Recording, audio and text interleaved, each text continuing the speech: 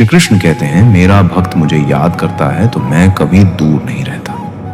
तो प्यारे मित्रों, प्रेम से कमेंट करें, जय श्री कृष्णा, और गीता ज्ञान का आनंद लें। अक्सर इंसान के मन में यह सवाल गहराई से उठता है कि आखिर क्यों ऐसा होता है कि बुरे लोग आराम और सुख सुविधाओं में जीते नजर आते हैं। उनके पास धन, ऐश्वर्य और वैभव की कोई कमी नहीं दिखती, जबकि सच्चे, ईमानदार और सज्जन लोग बार बार कठिनाइयों और दुखों से गुजरते हैं। यही सवाल अर्जुन के मन में भी युद्ध भूमि में उठा था। सामने रिश्तेदार, गुरुजन और प्रियजन खड़े थे जिनसे युद्ध करना था, और भीतर अर्जुन का मन बार बार हिल रहा था। उसी उलझन और पीड़ा में उसने भगवान श्री कृष्ण से यह प्रश्न किया था। श्री कृष्ण ने बहुत शांत और गहन भाव से उत्तर दिया। उन्होंने कहा, हे अर्जुन, यह मत सोचो कि अच्छे लोगों को दुख इसलिए मिल रहा है क्योंकि उन्होंने कोई अपराध किया है या वे दोषी हैं। ऐसा बिल्कुल नहीं है। अच्छे लोगों को दुख इसलिए मिलता है क्योंकि उनके भीतर उस दुख को सहने की शक्ति होती है। साधारण व्यक्ति तो बहुत छोटी सी परेशानी में भी टूट जाता है, उसका धैर्य बिखर जाता है। लेकिन सज्जन व्यक्ति कठिनाई को झेलने की सामर्थ्य रखता है। वो अपने भीतर के विश्वास और श्रद्धा से उस पीड़ा को सहकर और भी मजबूत हो जाता है। श्री कृष्ण ने आगे समझाया, जैसे सोने को अग्नि में तपाकर शुद्ध किया जाता है, उसी तरह सज्जन मनुष्य को दुखों की अग्नि से गुजारा जाता है। दुख उनके लिए दंड नहीं है, बल्कि आत्मा को और अधिक निर्मल और उज्जवल बनाने का मार्ग है। यह एक परीक्षा है जो उन्हें उनके असली सामर्थ्य से परिचित कराती है। जब सज्जन मनुष्य दुख को धैर्य और विश्वास से पार कर जाता है, तब उसका हृदय और आत्मा दोनों ओर गहरी शांति और प्रकाश से भर जाते हैं। इस उत्तर में मानवीय स्पर्श यह है कि जब हम स्वयं कठिनाइयों से गुजरते हैं तो लगता है कि भगवान ने हमें अन्यायपूर्वक दुख दिया है, लेकिन वास्तव में वही दुख हमें भीतर से और मजबूत बना रहे होते हैं।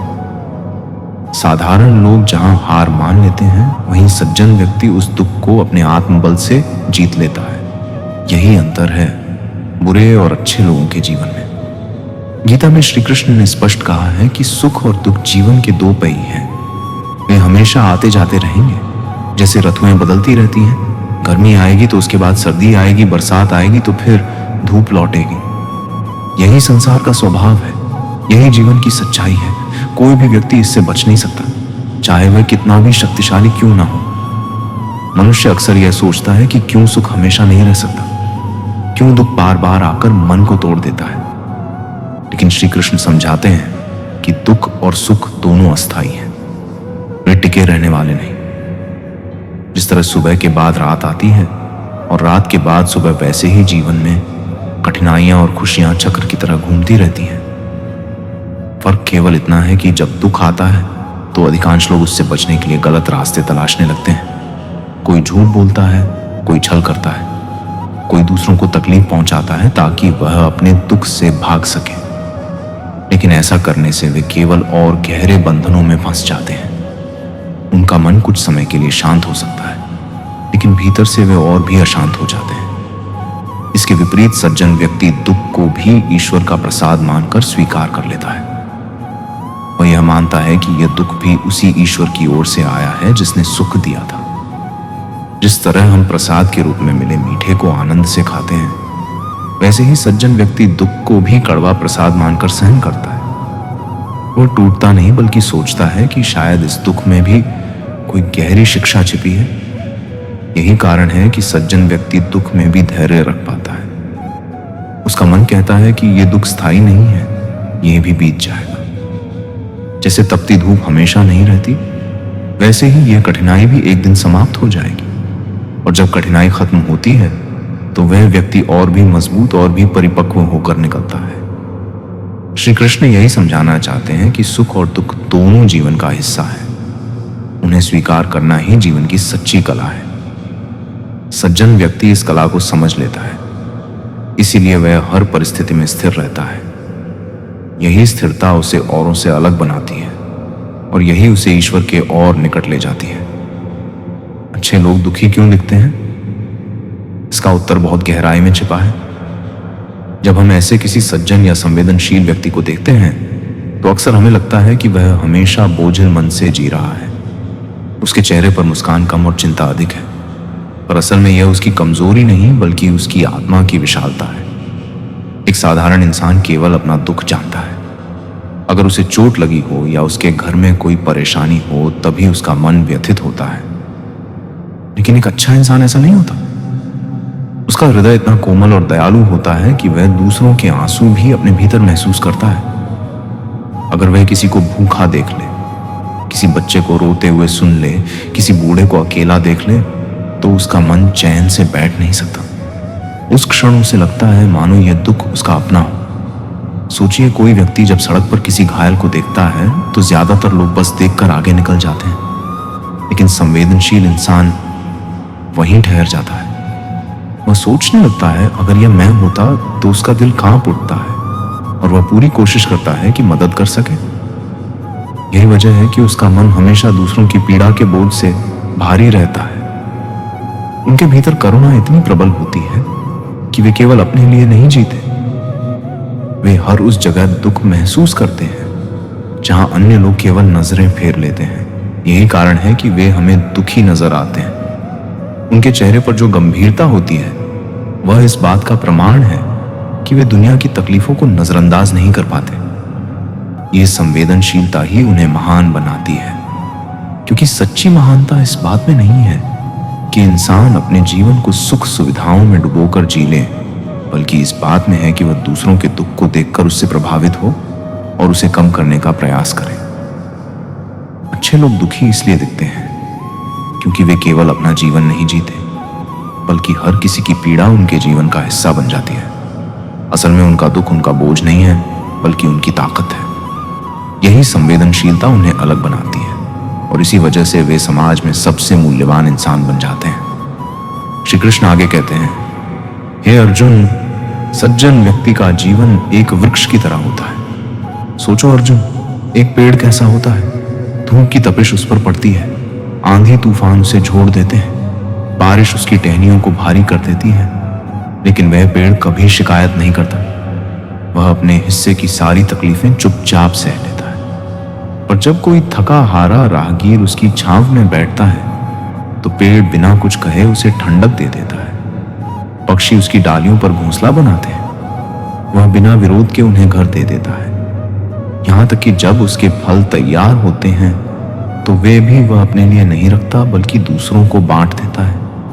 यही सज्जन मनुष्य का धर्म है, अपने दुख सहना पर दूसरों को हमेशा सुख देना। कृष्ण के शब्द अर्जुन के हृदय को भीतर तक छू जाते हैं। जैसे एक थका हुआ यात्री पेड़ की छांव पाकर शांति महसूस करता है, वैसे ही अर्जुन के मन को इन वचनों से सुकून मिलता है। उसे समझ आने लगता है कि जीवन के संघर्ष और कष्ट वास्तव में आत्मा की अग्नि परीक्षा है, जो इंसान को भीतर से मजबूत और प्रकाशमय बनाती है।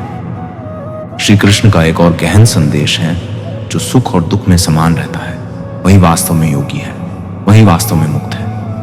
इसका अर्थ यह है कि अच्छा व्यक्ति तभी सच्चा ज्ञानी है जब वह दुख को भी ईश्वर की इच्छा मानकर शांत रहता है। दुख से भागना नहीं, बल्कि उसे समझना और स्वीकार करना ही असली अध्यात्म है। इसलिए सज्जन लोगों का दुखी होना कोई दुर्भाग्य नहीं है, ये उनकी आध्यात्मिक यात्रा का हिस्सा है। ये दुख उन्हें और मजबूत बनाते हैं, उनका हृदय और विशाल बनाते हैं और उनका मन ईश्वर के प्रति और अधिक समर्पित हो जाता है। अंत में श्री कृष्ण यही कहते हैं, हे अर्जुन, जीवन में दुख से घबराओ मत। अच्छे लोग दुखी इसलिए रहते हैं ताकि वे दूसरों को राह दिखा सकें।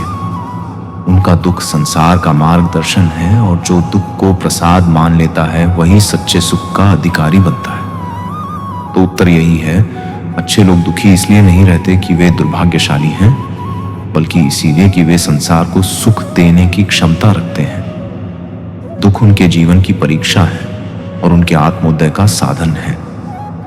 जब जीवन में बार बार कठिनाइयां आती हैं तो मनुष्य के भीतर यह प्रश्न उठता है कि आखिर क्यों हर परीक्षा सज्जन और सच्चे लोगों के सामने ही आती है। श्री कृष्ण कहते हैं, हे अर्जुन, जो वृक्ष फल से लदा होता है वही सबसे अधिक झुकता है और वही सबसे अधिक पत्थर खाता है। निर्जीव पेड़ पर कोई पत्थर नहीं मारता। उसी तरह अच्छे और सच्चे लोगों को ही संसार बार बार परखता है, क्योंकि उनके भीतर सहन करने की ताकत होती है। यहाँ एक गहरी शिक्षा है। दुख केवल तकलीफा नहीं है, वह आत्मा को परिष्कृत करने का साधन भी है। सज्जन व्यक्ति दुख के सामने टूटता नहीं है, बल्कि और मजबूत होकर खड़ा हो जाता है। यही मजबूती उसका वास्तविक सौंदर्य है। भगवत गीता में श्री कृष्ण कहते हैं, सम दुख सुखम धीरम सोमृत्वाय कल्पदे, अर्थात जो मनुष्य दुख और सुख दोनों में समान रहता है वही अमृता की ओर बढ़ता है। इससे स्पष्ट है कि सज्जन का दुख केवल उसका निजी बोझ नहीं है, बल्कि उसके जीवन का मार्गदर्शन है। संसार उसी से सीखता है कि कठिनाई में भी शांति, धैर्य और विश्वास कैसे बनाए रखना चाहिए। अच्छे लोगों को दुख इसलिए भी अधिक मिलता है क्योंकि वे दूसरों का बोझ भी अपने कंधों पर उठा लेते हैं। किसी और की पीड़ा उन्हें चैन से बैठने नहीं देती। वे दूसरों के आंसू पोंछते हैं, भले ही उनके अपने आंसू भीतर ही दबे रह जाएं। यही संवेदनशीलता उन्हें औरों से अलग करती है। श्री कृष्ण कहते हैं, हे अर्जुन, साधारण मनुष्य केवल अपने सुखाग में उलझा रहता है, लेकिन जो सज्जन है वह जगत के दुख को भी अनुभव करता है। यही उसे महान बनाता है। दुख का उद्देश्य, दुख का अर्थ सजा नहीं है। कृष्ण बताते हैं कि दुख आत्मा के लिए वैसा ही है जैसे सोने के लिए आग। जब सोना तपता है तभी कुंदन बनता है, उसी तरह सज्जन व्यक्ति दुख में तपकर और उज्जवल बनता है। यदि जीवन में कोई कठिनाई ना आए तो मनुष्य आलसी और जड़ हो जाएगा। दुख ही उसे जगाता है, चेताता है और आगे बढ़ाता है। इसलिए अच्छे लोग दुखी दिखाई देते हैं, परंतु वास्तव में वे दुख के पीछे छिपे हुए गहरे ज्ञान को समझ रहे होते हैं। उनका दुख उन्हें संसार से दूर नहीं करता, बल्कि और अधिक करुणामय और दयालु बना देता है। श्री कृष्ण का अंतिम संदेश यही है, हे अर्जुन, सज्जन का दुख उसकी हार नहीं है, बल्कि उसकी शक्ति है। वही दुख उसे ईश्वर के और निकट ले जाता है, और जब वह सुख दुख से ऊपर उठ जाता है तभी वह सच्चा योगी और मुक्त आत्मा बनता है। श्री कृष्ण का उपदेश केवल सिद्धांत नहीं है, बल्कि जीवन के हर क्षण में उतरने वाला सत्य है। जब हम ये प्रश्न करते हैं कि अच्छे लोग ही दुख क्यों झेलते हैं, तो उत्तर हमें प्रकृति और जीवन के उदाहरणों में दिखाई देता है। वृक्ष का उदाहरण, जैसे एक वट वृक्ष को देखो, वह विशाल है, फैला हुआ है और सैकड़ों लोगों को छाया देता है। आंधी आए, तूफान आए, सबसे पहले वही उसकी मार झेलता है। लेकिन क्या वह टूट जाता है? नहीं, वह और गहराई से अपनी जड़ों को धरती में जमा लेता है। उसी तरह अच्छे लोग भी दुख के तूफानों से टूटते नहीं, बल्कि और मजबूत होकर खड़े होते हैं। नदी का उदाहरण, नदी को देखो, वह पहाड़ों को काटकर रास्ता बनाती है, पत्थरों से टकराती है, ठंडी और गर्म हवाओं को सहती है, लेकिन थमती नहीं। क्यों? क्योंकि उसका लक्ष्य है समुद्र तक पहुंचना। वैसे ही सज्जन व्यक्ति दुखों से टकराता है, लेकिन उसका लक्ष्य होता है ईश्वर तक पहुंचना। महाभारत का उदाहरण महाभारत में ही देखो। धर्मराज युधिष्ठिर सबसे सज्जन, सबसे सत्यवादी और सबसे न्यायप्रिय थे, लेकिन क्या उन्हें सुख मिला? नहीं, उनका जीवन बार बार दुखों से भरा रहा। जुए में सब कुछ हारना पड़ा, वनवास सहना पड़ा, अपमान देखना पड़ा। श्री कृष्ण ने ही उन्हें समझाया कि यह सब उनकी आत्मा की परीक्षा है। यदि युधिष्ठिर जैसे धर्मप्रिय व्यक्ति दुख नहीं सहते तो संसार को धैर्य, सहनशीलता और सत्य की शक्ति का उदाहरण कैसे मिलता? श्री कृष्ण कहते हैं, जिस प्रकार कुम्हार मिट्टी के बर्तन को बार बार थपकी देता है ताकि वह मजबूत बने, वैसे ही ईश्वर सज्जन मनुष्य को कठिनाइयों से गुजारते हैं। यह दुख उस पर आघात नहीं है, बल्कि निर्माण है। इसका अर्थ है कि सज्जन व्यक्ति का दुख एक संदेश है। वह संसार को यह दिखाता है कि कष्ट के बीच भी जीवन को शांति और साहस से जिया जा सकता है। शांति की ओर मार्ग सच्चा सज्जन दुख में टूटता नहीं, बल्कि अपने मन को भीतर की शांति की ओर मोड़ देता है। गीता में श्री कृष्ण ने कहा, योगस्त कुरु कर्माण संगम त्यक्त्वा धनंजय, अर्थात योग में स्थित होकर आसक्ति छोड़कर कर्म करो। ये संदेश यही है कि दुख हो या सुख, मनुष्य का कर्तव्य है कि वह अपना धर्म निभाए और शांति में स्थित रहे। इस प्रकार अच्छे लोगों का दुख केवल उनका निजी बोझ नहीं है, यह संसार को राह दिखाने वाला दीपक है।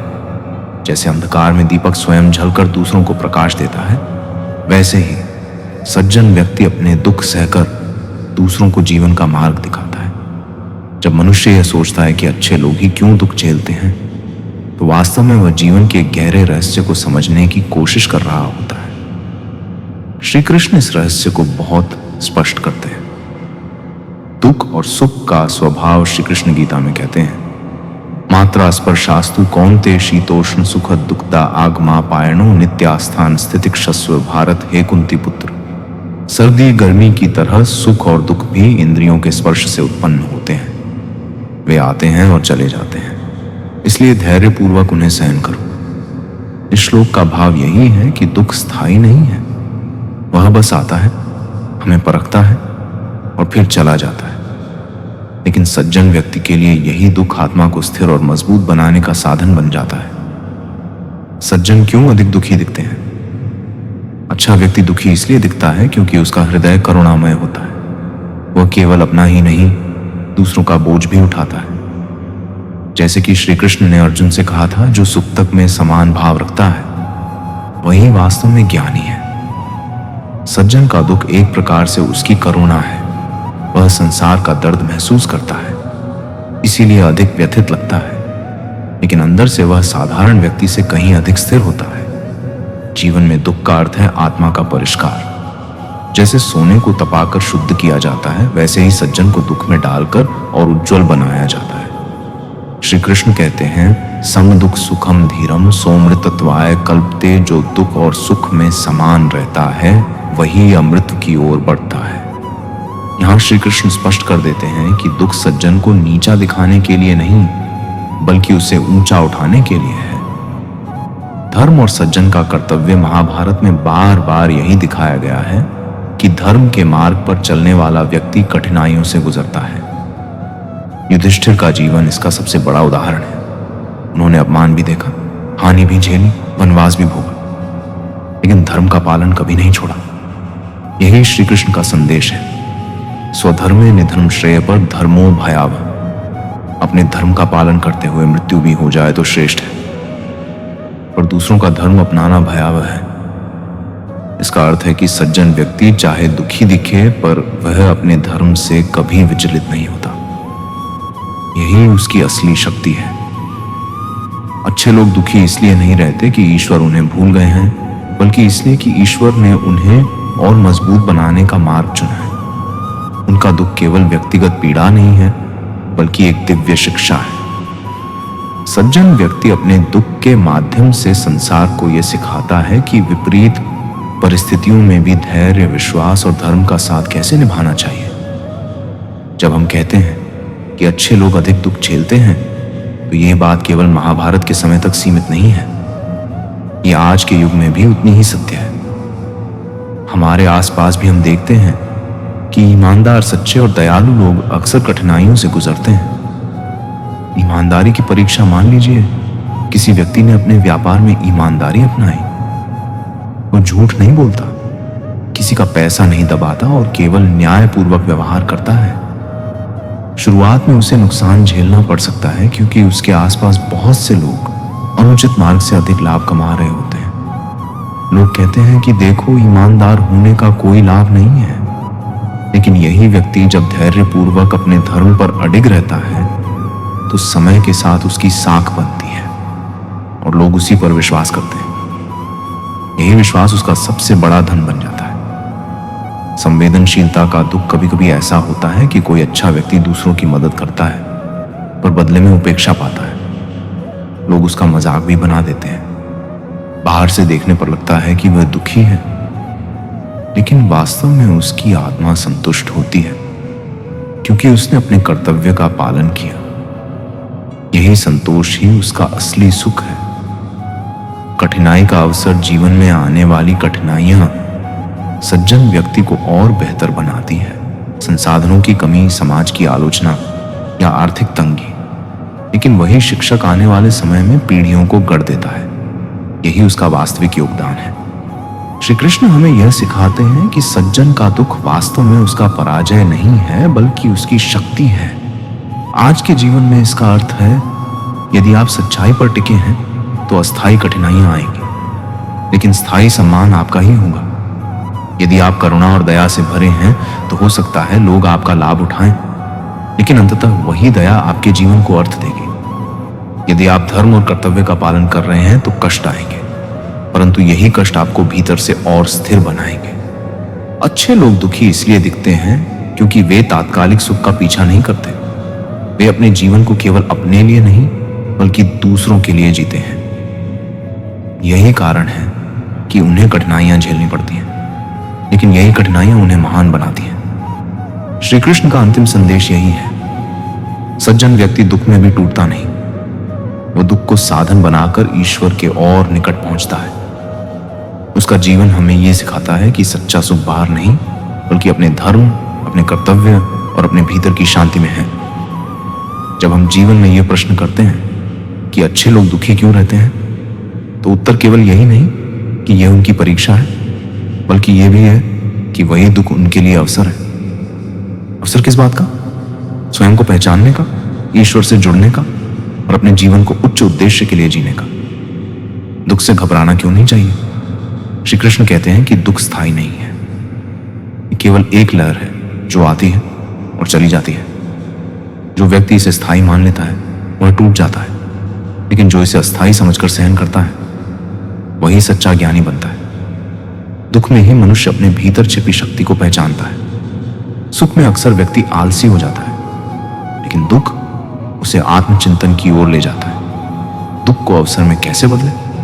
एक धैर्य रखें, कठिनाई का समय बीतने वाला है। धैर्य ही सबसे बड़ी ताकत है। वो कर्तव्य पर अडिग रहे, चाहे कैसी भी परिस्थिति हो। अपने धर्म और कर्तव्य को मत छोड़िए। 3 सीख लें।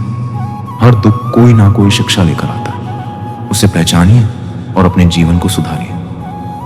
4 ईश्वर पर विश्वास रखें। विश्वास यह कि जो हो रहा है वह आत्मा को और ऊंचा उठाने के लिए हो रहा है। 5 दूसरों की सेवा करें। दुख को केवल अपना ना माने बल्कि इसे दूसरों की मदद करने का साधन बनाएं। श्री कृष्ण का अंतिम उपदेश भगवान गीता में कहते हैं, योगस्थ कुरु कर्माण संगम त्यक्त्वा धनंजय सिद्ध सिद्धो समोभूत्वा समत्वम योग उच्चते। अर्थात योगी वही है जो सफलता और असफलता दोनों में समान भाव रखे और अपने कर्म को आसक्ति रहित होकर करे। यही अंतिम रहस्य है। सज्जन व्यक्ति दुखी इसलिए नहीं है कि वह कमजोर है, बल्कि इसलिए कि वह जीवन की गहराई को अधिक महसूस करता है। उसका दुख उसकी शक्ति है, उसका मार्गदर्शन है और उसका साधन है। तो निष्कर्ष यह है कि अच्छे लोग हमेशा दुखी क्यों रहते हैं? इसका उत्तर सीधा और गहन है। वे दुखी नहीं रहते बल्कि दुख को सहते हैं और उसी से महान बनते हैं।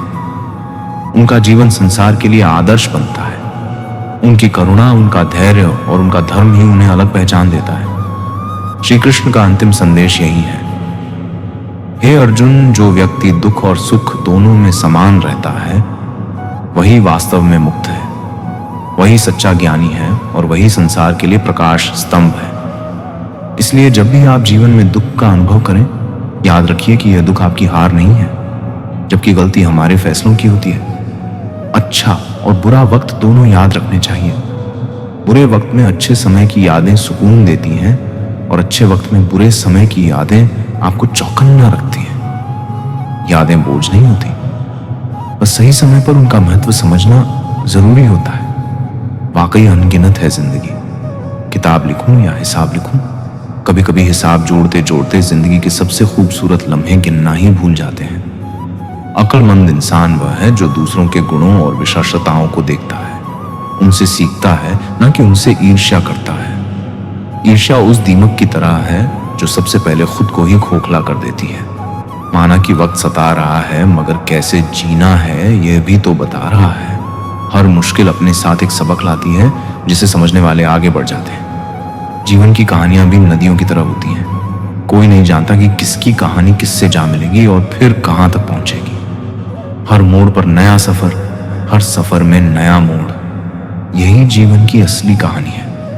इश्क छक लिया था, इत्तेफाक से जबान पर आज भी दर्द के छाले हैं। कुछ घाव वक्त से नहीं, बस एक सच्चे एहसास से ही भरते हैं। जिंदगी को याद करने या अपनी किस्मत को कोसने में समय बर्बाद मत करो। जो होना है वह होकर रहेगा। इसीलिए कल की चिंता में आज की हंसी को मत गवाओ। चिंता उस झूले की तरह है जो आपको हिलाती तो है लेकिन आगे बढ़ने नहीं देती। जीवन की गाड़ी साथ में समय बिताने से नहीं बल्कि सुख दुख बांटने से चलती है।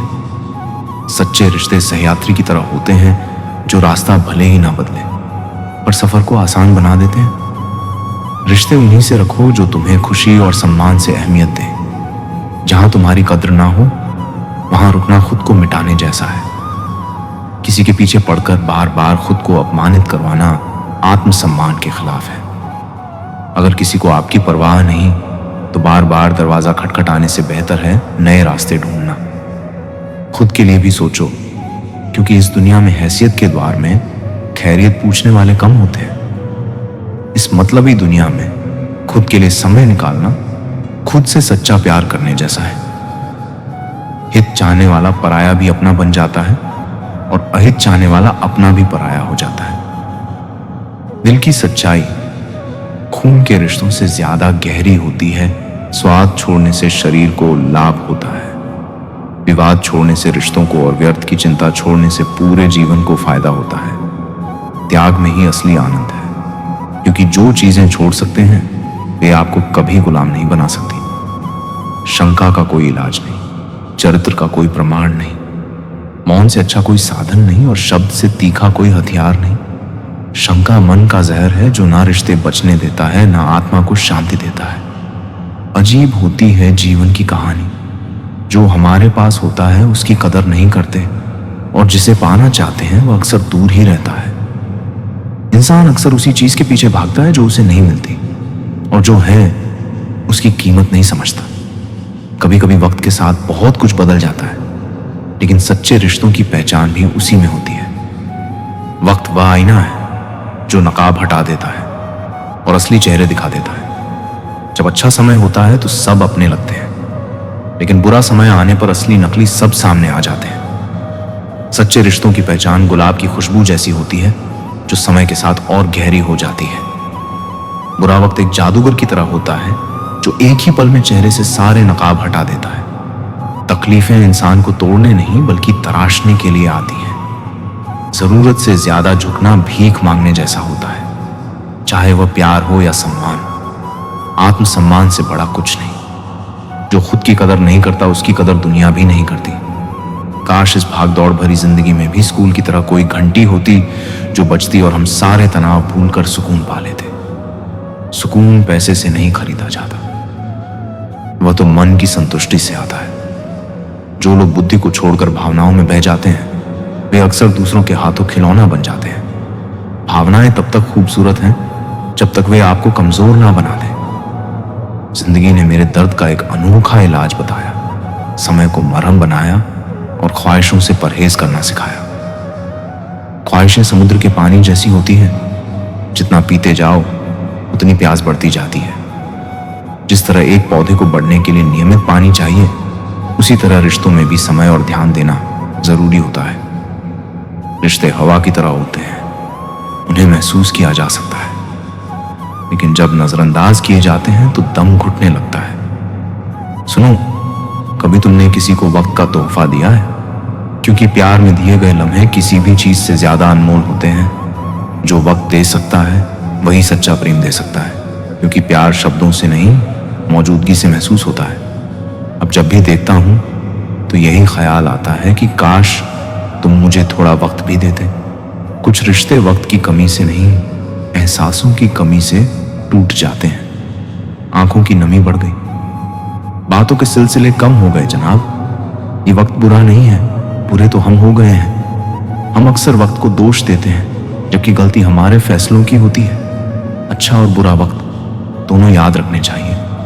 बुरे वक्त में अच्छे समय की यादें सुकून देती हैं और अच्छे वक्त में बुरे समय की यादें आपको चौकन्ना रखती हैं। यादें बोझ नहीं होती, बस सही समय पर उनका महत्व समझना जरूरी होता है। वाकई अनगिनत है जिंदगी। किताब लिखूं या हिसाब लिखूं, कभी कभी हिसाब जोड़ते जोड़ते जिंदगी के सबसे खूबसूरत लम्हे गिनना ही भूल जाते हैं। अक्लमंद इंसान वे है जो दूसरों के गुणों और विशेषताओं को देखता है, उनसे सीखता है, ना कि उनसे ईर्ष्या करता है। ईर्ष्या उस दीमक की तरह है जो सबसे पहले खुद को ही खोखला कर देती है। माना कि वक्त सता रहा है, मगर कैसे जीना है ये भी तो बता रहा है। हर मुश्किल अपने साथ एक सबक लाती है जिसे समझने वाले आगे बढ़ जाते हैं। जीवन की कहानियां भी नदियों की तरह होती हैं। कोई नहीं जानता कि किसकी कहानी किससे जा मिलेगी और फिर कहां तक पहुंचेगी। हर मोड़ पर नया सफर, हर सफर में नया मोड़। यही जीवन की असली कहानी है। इश्क छक लिया था, इत्तेफाक से जबान पर आज भी दर्द के छाले हैं। कुछ घाव वक्त से नहीं, बस एक सच्चे एहसास से ही भरते हैं। यदि आप अप्रसन्न ना हो तो बुरे से बुरा अपमान स्वतः प्रभावहीन हो जाता है। अपमान तब तक असर करता है जब तक आप उसे अपने आत्मसम्मान से बड़ा मानते हैं। इस द्वार के इंसानों की यही दौड़ है, तेरी दीवार से ऊंची मेरी दीवार बने। हमने रिश्तों की ऊंचाई को नहीं, दीवारों की ऊंचाई को महत्व देना शुरू कर दिया है। तकलीफ अकेलेपन से नहीं, अंदर के शोर से है। बाहर की दुनिया से लड़ना आसान है, पर भीतर के तूफानों को शांत करना कठिन। आंधियों ने कोशिश तो तमाम की थी, बच गए वे पेड़ जिनमें हुनर झुकने का था। लचक जहां होती है वहीं जिंदगी का अस्तित्व भी बना रहता है। 1 मिनट में जिंदगी नहीं बदलती, पर 1 मिनट सोचकर लिया गया फैसला पूरी जिंदगी बदल देता है। बदलाव हमेशा छोटे फैसलों से शुरू होता है, जिनका असर बड़ा होता है। किरदार की बात होती है, वरना कद में तो साया भी इंसान से बड़ा होता है। ऊंचाई से नहीं, गहराई से इंसान की पहचान होती है। बुराई को देखना और सुनना ही बुराई की शुरुआत है। जो बुराई को अनदेखा करता है वह भी उसे बढ़ाने में भागीदार होता है। रावण को ज्ञान का अहंकार था, राम को अहंकार का ज्ञान था। अहंकार ज्ञान को ढक देता है और ज्ञान अहंकार को मिटा देता है। आपको मन में हमेशा अच्छे विचार और अच्छे एहसासों को ही जगह देनी चाहिए, ताकि दिमाग में सदा सकारात्मक तरंगों का उदय हो। मन वही सोचता है जो उसे बार बार सुनाया जाता है। कभी गौर तो कर आया इंसान, अपनी गलतियों पर, अपने फैसलों पर तेरी अपनी नजर झुक जाएगी। दूसरों की गलतियां गिनने से पहले अपनी भूलों पर नजर डालना जरूरी है। मरम्मत चल रही है आजकल जिंदगी की साहब। कुछ जख्म बाहर से दिखते हैं और कुछ अंदर ही अंदर रिश्ते रहते हैं। दोस्तों, इस वीडियो में बस इतना ही। मिलते हैं अगले वीडियो में।